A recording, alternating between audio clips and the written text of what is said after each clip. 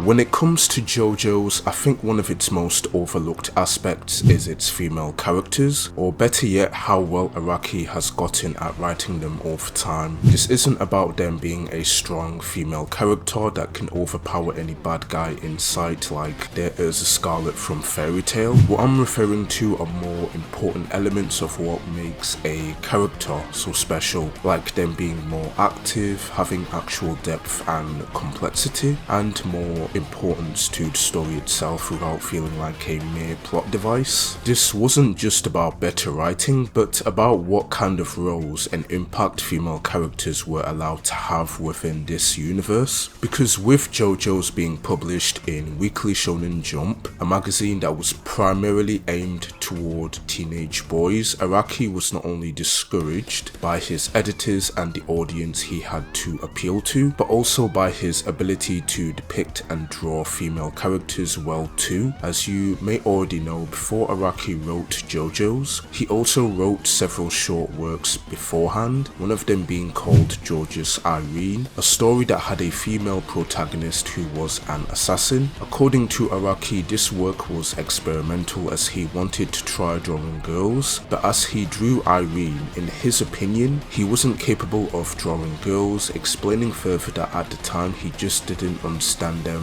coming to the conclusion that men can only draw men. He explained that this was one of the reasons why JoJo's earlier parts didn't have that many female characters. In regards to Irene, it was very popular in the magazine, but because of his low confidence with drawing girls, Araki only did 2 chapters and chose not to continue it. That was the first reason why. The second reason was because Araki didn't feel comfortable depicting women being mixed in any extreme form of violence like getting punched or having their fingers blown off, thinking that this would leave a bad impression on his readers, especially girls and women. And this is very important to keep in mind because it tells you the kind of mindset that Araki had when he first started writing JoJo's Part 1, along with its most prominent female character, Irina Pendleton. Irina in Part 1 is the obvious love interest to our main character, Jonathan Joestar. She's a very sweet, kind and caring girl who adds stability and hope to JoJo's life whenever she's on screen. Despite the little screen time she has, Irina was an endearing character that also had a tough side to her. We see this in scenes where she's washing Dio's kiss away with puddled water, staying up all night to treat Jonathan's wounds, and her role in the ending of Part 1. All these scenes made her a likable character and showed the great potential that she had as well, but this potential is just sadly never acted upon or developed further. For the most part, she is mainly just a plot device that helps drive the story forward when it needs her to, because when it doesn't, she's nowhere to be seen and nothing interesting is done with her character. She has next to no agency, no depth, and is mainly reactive throughout Part 1. She also doesn't grow as a character as well. She does support Jonathan, but she doesn't influence the direction of the story's events. She's more of a symbol than an active participant like Dio and Jonathan. She's mainly a symbol of love and hope.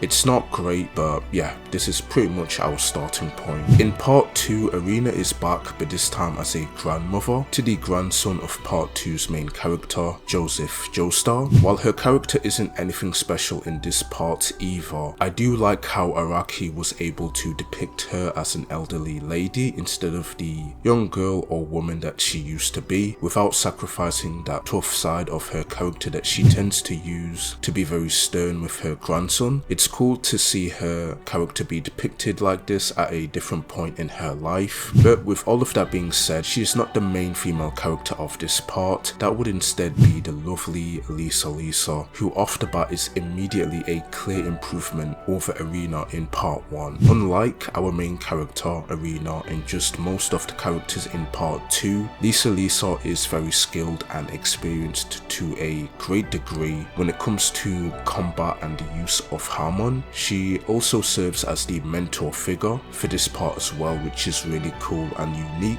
Thanks to this, we have a woman in Jojos that was finally holding real authority. She didn't have a lot of development and depth to her character, but she didn't feel as flat as Arena. She didn't feel like a plot device and instead more of an actual character that was decently fleshed out, which is also helped by the plot twist of her being Joseph's mum and her backstory as well, where it's revealed that she was the baby that Arena saved at the end of part 1, where we see that she wasted no time trying to avenge her husband's killer, acting very headstrong and irrational, aside to her that we don't see before or after her backstory. But what's also interesting to note is that this trait is something that we see a lot in Joseph, and I think it does a great job of showing that despite Lisa's calm and cool persona, underneath all of it she does have a very emotional side to her as well, which is also greatly highlighted during the scene where she fails to smoke a cigarette because of Caesar's death, which then results in her crying after. With all of this in mind, Lisa actually feels like a female character that can stand toe to toe with the strongest male characters and our main character until she fights cars and gets absolutely wasted. Now, I don't think there is a single JoJo fan, including myself, that wasn't disappointed by Lisa's treatment during this final arc of part 2, because you have to understand the story builds her up to fight the Pillar Men alongside Joseph throughout most of the story, only to have her waste screen time fighting Cars' clone just for her to get cheated out of a fair fight immediately after because she somehow couldn't sense his presence before getting stabbed. This is a clear sign of where Araki almost commits to giving a female character full agency and spotlight, only to pull back and give the spotlight back to Joseph, which then results in Lisa needing to be saved like a damsel in distress and then get sidelined for the rest of the story. I think it's safe to say that at this point Araki still hasn't gotten over his fear of depicting women in violent situations like he can with his male characters. Apparently he was advised by his editor not to have her win and beat Cars, but I haven't found a reliable source that actually proves that claim to be true, so I'll take it with a grain of salt. Regardless, he did her dirty, and I get that Cars was the final villain, but considering he was gonna evolve later anyway, did it really matter? Joseph still could have got the final victory like he ends up doing anyway, but I digress. Look, I love Lisa and she is an improvement. However, we can still do better. We can do so much better. But sadly, Araki doesn't manage to do so with part 3. Now, remember when I said Araki had gradually improved? This is still true, but not with each part. Now, to be fair to part 3, it doesn't make things atrociously worse with the writing of its female characters, but it doesn't make them better either. Characters like Anne, Hirohiko, Jo, Maria and Enya the Hag are all sort of memorable in their own ways, but ultimately they function as either a source of motivation, a damsel in distress, or just an obstacle to overcome. None of them are fully developed characters with interesting traits or depth, nor do they stand out anywhere near as much as the male characters in part 3. Even though the series has evolved with having a better cast of characters and having a better and more unique power system in the form of stand abilities, the female character writing remains painfully stagnant, because even when we do have women that become central to the story, their role still remains passive. They all just feel like another plot device to drive the story forward without adding anything else meaningful to it, which is a shame, but I think the next part greatly makes up for this. Sort of. Now, in part 4, we have quite a few female characters that stick out, such as Sugimoto Reimi, Josuke's mother, and the nurse called Aya, all of which are very well written and entertaining in their own ways, while managing to strike a good balance between being very tough and delicate. However, they're nothing special, nor do they stand out as much as arguably the most prominent female character in the part, which is Yukako Yamagishi, the love interest of the deuteragonist of part 4, Koichi Hirose. Now, what I and many other fans love about Yukako is that she's not just another safe and generic love interest like Arena, who promises hope and stability to Koichi's life, but instead complete opposite. She brings this man pure chaos due to her obsessive, unstable and emotionally intense nature that is also greatly shown in her stand ability called Love Deluxe.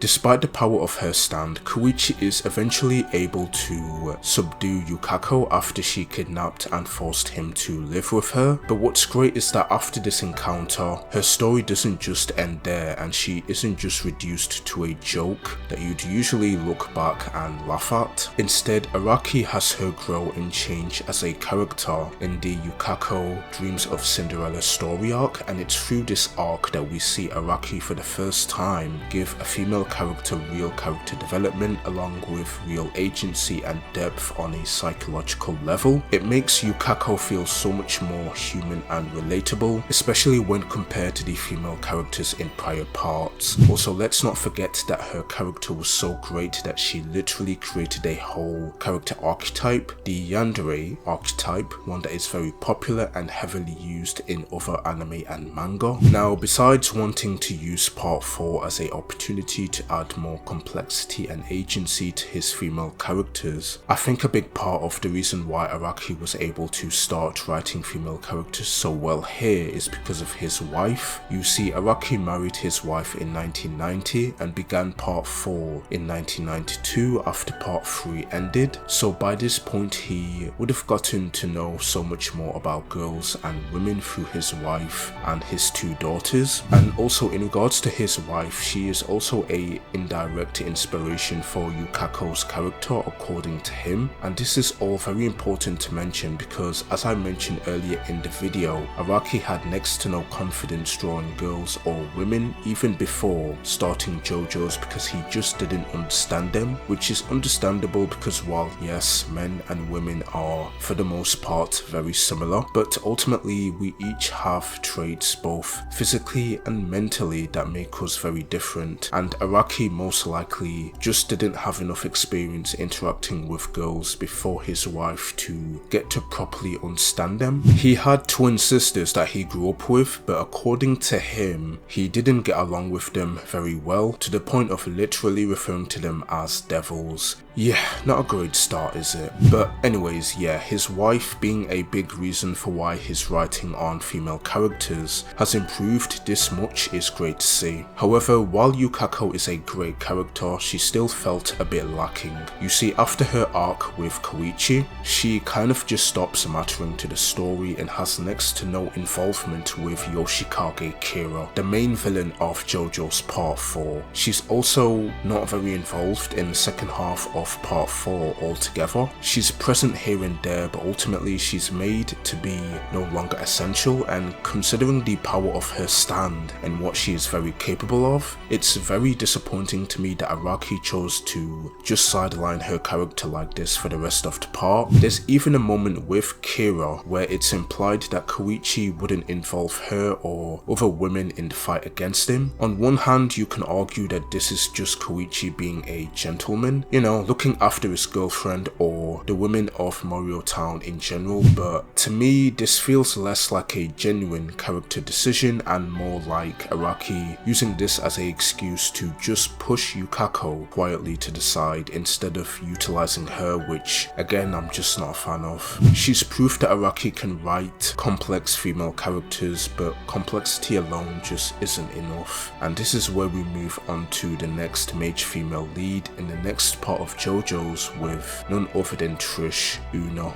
Now with Trish, she starts off very passive and protected. She is mostly a damsel in distress for the first half of part 5 because Jono and the others have to deliver her to the boss, who is the main villain of part 5 and also happens to be her father as well. Despite Trish not being much of an active participator until part 5's second half, I think Araki did a great job of showing in her introduction that she is someone that's willing to put the hurt on anyone that dares to cross her. That not only shows that she has her own agency, but also has potential for later too, especially when we get a glimpse of her stand after the train fight. He also did a great job of showing the many complexities and different sides to her character. At first, she's shown to be very selfish and, dare I say, kind of a but later on we see that she can be very warm and caring to others, but also is someone that tries to hide their vulnerability behind a tough exterior. For you see, before she's delivered to her father in the church, we see her shaken and afraid for the first time in front of Bucciarati, and it is very understandable because she has no idea of the kind of man that she is going to meet, especially after she had her life threatened by a bunch of gangsters that she has no connection to after losing her own mother. Trish is only a 15-year-old girl, and for someone of her age to go through all that while still keeping it all together isn't unrealistic, but instead very logical, while also being tragic at the same time. She's burdened by the loss of her mother and a father that doesn't even want her, and also it's because of this connection with her father that she has a lot of narrative importance to the story, which is something that I felt was lacking with Yukako. So after it's revealed that Diavolo tried to kill Trish, she becomes determined to learn about her origin and decides to help Bucciarati and the group find his true identity with the information that she already has on him, which later leads to her finally taking action for the first time during the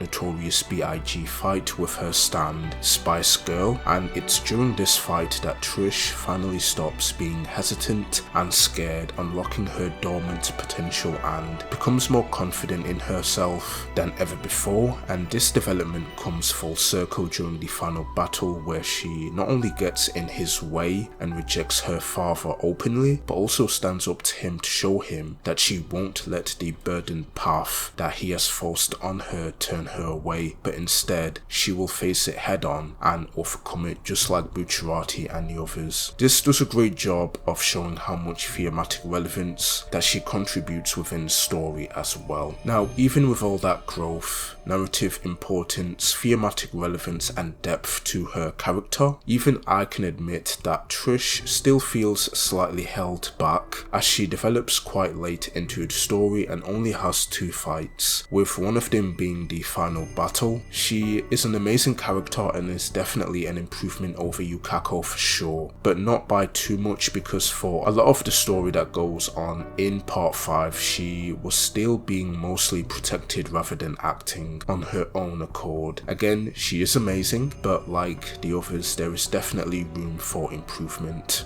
Okay, so now we move on to part 6, where we finally reach our first female character in the form of Jolyne Kujo, who is leaps and bounds far better than any of the female characters that Araki has ever done before. And it's not simply because Araki made her the main character, it's because he gave her a positive character arc that was extremely well done, instead of another flat character arc like he did with Josuke in Jono. Speaking of Jono, he was originally meant to be a female character, but as you can imagine, Araki's editor heavily pushed back on the idea and said no, which is not surprising, but with part 6 there was no negotiating with Araki. He was very adamant this time that the main character would be female, as he was confident than ever that his audience at this point in time would be comfortable with seeing a main female lead go through some very violent situations like we've seen with past main Jojo characters. And he really does have Jolyne go through the ringer, because in the story she is framed, bullied, harassed and is forced to be the one to save her own father while fighting through a large-scale prison full of enemies, with a stand ability that she only gains at the beginning of the story, unlike the previous main Jojo characters. Along the way we see Jolyne make mistakes, but also adapting along the way to many dangerous situations and enemy stand users, while also forming bonds with trusted allies that not only respect her but also see her as a leader. And by the end of the story she is no longer soft and weak like she used to be, but instead strong and hardened. Araki did a great job of adding complexity complexity and depth to her character when he wrote her character arc in Stone Ocean. And it's because he did such a phenomenal job with her character that a lot of fans love her, and why some see her as the moment everything changed when it came to Araki's ability to write female characters. But it's not just because of Jolyne, it's also because of characters like Foo Fighters and Hermes, two female characters that, while don't reach the heights of Jolyne, are still really well written and have great character arcs themselves as well, while also each having a good amount of depth to them. Now, with all of that being said, even I have to admit that while Jolyne is a phenomenal character, she's not perfect, and there are still some improvements that we see Araki make when it comes to his writing of female characters after part 6. So next we have Lucy Steele from part 7, who allows Araki to expand his range with female character writing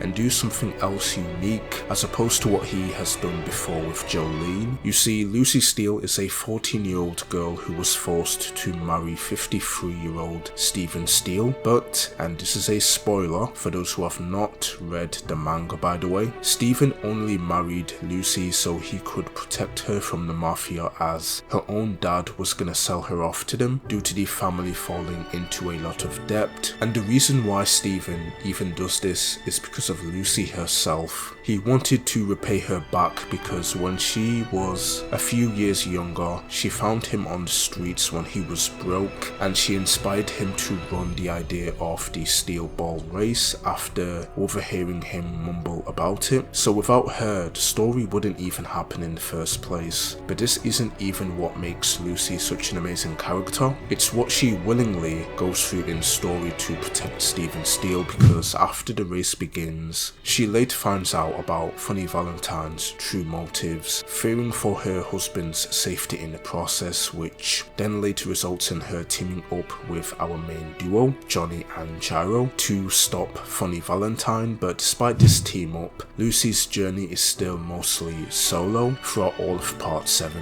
and during it we see her go through a lot of challenges, going up against Funny Valentine and Diego Brando all by herself. Despite being physically outmatched, afraid, and having no stand ability, Lucy still tries to fight for what's right to protect the man that she cares about. By the way, Ticket to Ride doesn't really count because 1, that was forced on her by Valentine, and 2, she can't really use the stand at will as it just activates automatically, and her time with it is very short anyway. But to get back to what I was saying, Lucy is often powerless and in danger, but unlike Jolyne, what makes Lucy interesting is that she doesn't win through physical brute strength or a stand ability. She survives and overcomes most of her obstacles through pure mental endurance, intelligence, and resistance. Her experiences are almost traumatic, but despite them, she refuses to break, and thematically it ties in greatly to one of part 7's themes about individualism and morality. She isn't just present in story, but actively shapes its outcome just as much as our main characters, and that is a major step forward. But Lucy isn't the only example of how far Araki pushes his female character writing in part 7, because there's also Hot Pants. Now, unlike Lucy, her struggle isn't about survival, but about guilt. You see, when Hot Pants was younger, she was attacked by a bear alongside her younger brother, and because she was trapped, injured, and terrified, she made a choice, and that choice was to push her brother out of the cave to save herself, a decision that she is forced to live with. This moment defines almost everything about her character, because when she was younger, she became a nun to repent for what she did. When she is sent on a mission to collect these saints' corpse parts for the Vatican and the Kingdom of Naples, she also secretly does it because she wants to reach something divine, so she may be given a chance at being forgiven, and even her stand, Cream Starter, reflects this way of thinking. It lets her create and manipulate flesh, often using her own body to heal others. It's a power built on sacrifice. She gives pieces of herself away over and over again, trying to fix something that cannot be undone. Unlike Johnny Johnny and the others, Hot Pants isn't trying to win, but instead atone. Now, despite that inner conflict, she's still one of the most capable characters in Part 7. We see her outsmart Johnny, challenge and overwhelm Funny Valentine, and she can even hold her own against Dio Brando as well. And all of this is what makes Hot Pants so special. She isn't just a well-written female character, she's a character whose entire existence is driven by something deeply human and deeply flawed as well. Between Lucy and Hot Pants, Part 7 doesn't just improve how women are written, but instead expands what they're allowed to represent and be at the same time as well. Now, last but not least, we have Yasuho Hirose from Part 8 Jolyne. And yes, I say last because with Part 9 we don't really have a prominent female character yet, unless you want to count Dragona, which is not a problem, but from what I've seen online, some Jojo fans don't really count them as a female character. Plus, to be fair, Part 9 isn't finished yet and won't be for a long time, so for the sake of not making things complicated, we're gonna end this analysis with Part 8's Yasuho Hirose, who might arguably be Araki's most refined female character to date. Like Lucy, Yasuho isn't written as a strong female character in the physical sense like Jolyne, but instead she's written as a fully integrated character that shares a lot of narrative weight with its main character,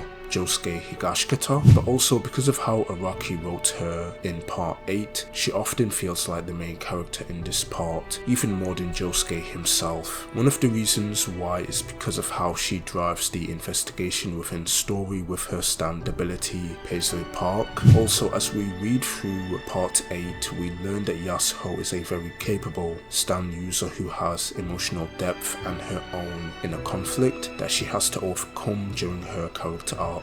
And she also plays a major key role in defeating the main antagonist, who she has a major connection with, and it's because of that connection that allows the narrative of Part 8 to be naturally driven forward to its final conclusion. Yasuho's character is so great that you'll even see some fans argue that she's not only the best written female character by Araki, but also one of the best written characters that he's written in Jojos, period. And honestly, it's not hard to see why. Her influence and contribution to the story and its themes is nearly similar to that of Gyro's in Part 7, but the great thing is that neither of these two characters are the same or similar. Thanks to this, Yasuho is not just an exception, but like Jolyne has become the standard when it comes to very well written female characters in Jojos that are not just great but top tier. So with all of that being said, how did Araki improve his female characters? Was it through making them stronger, giving them more screen time, or both? Well, my friends, the answer is neither, for you see, while those elements are very important, what allowed Araki to improve his writing of female characters was by giving them real agency, nuance, character growth, narrative importance, and thematic relevance as much as their male counterparts as well. But it wasn't just that. You see, Araki's personal growth as both a mangaka and as a person also played a big role in this too, along with his marriage and family, which helped him to better understand women and girls, and his success as a mangaka after Part 3 also gave him the freedom to take risks and tried things that he was too scared to do before. So ultimately, it wasn't done with each part, it wasn't done in an instant, nor was it just because he got better overall as a writer. It was a gradual improvement that he grew into once a major part of his life began to change and influence him along the way, which makes perfect sense because they say art imitates life, and this is a perfect example of that saying. But with all of that being said, what do you guys think? Do you agree or disagree? Be sure to let me know down in the comment section below. If you enjoyed this video and found it to be very informative, then please be sure to leave a like, subscribe, and hit that notification bell for more future Jojo content. This is your boy MAMZYY signing out. Take care and peace.